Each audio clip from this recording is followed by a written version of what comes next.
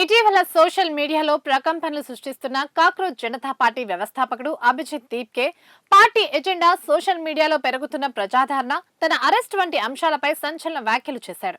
నేను ఢిల్లీ విమానాశ్రయంలో దిగగానే ఢిల్లీ పోలీసులు కాన్వాయ్ నన్ను నేరుగా తిహార్ జైలుకు తీసుకెళ్తుందని నాకు అనిపిస్తుంది అంటూ షాకింగ్ కామెంట్స్ చేశాడు.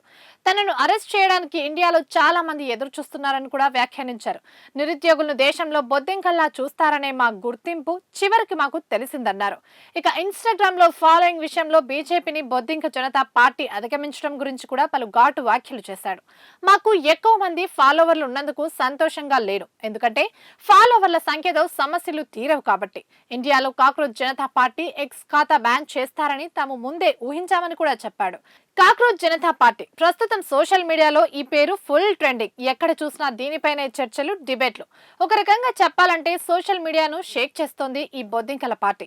ఇటీవల దేశంలో నిరుద్యోగ యువతను ఉద్దేశించి సుప్రీంకోర్టు చీఫ్ జస్టిస్ చేసిన ఒక వివాదాస్పద వ్యాఖ్యకు నిరసనగా ఈ digital political satirical party పుట్టుకొచ్చింది.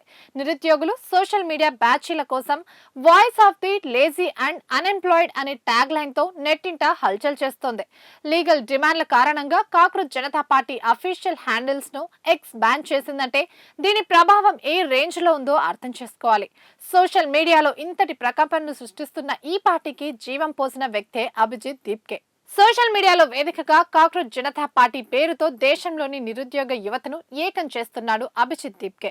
బొద్దింక Janata party గురించి చెప్పాలంటే సీజేపీ తనను తాను సోమరిపోతులు, నిరుద్యోగుల గొంతుగా పరిచయం చేసుకుంది. ఉద్దేశపూర్వకంగానే సూటిగా రెచ్చగొట్టే విధంగా ఉంటాయి ఈ మేనిఫెస్టోలోని వాగ్దానాలు.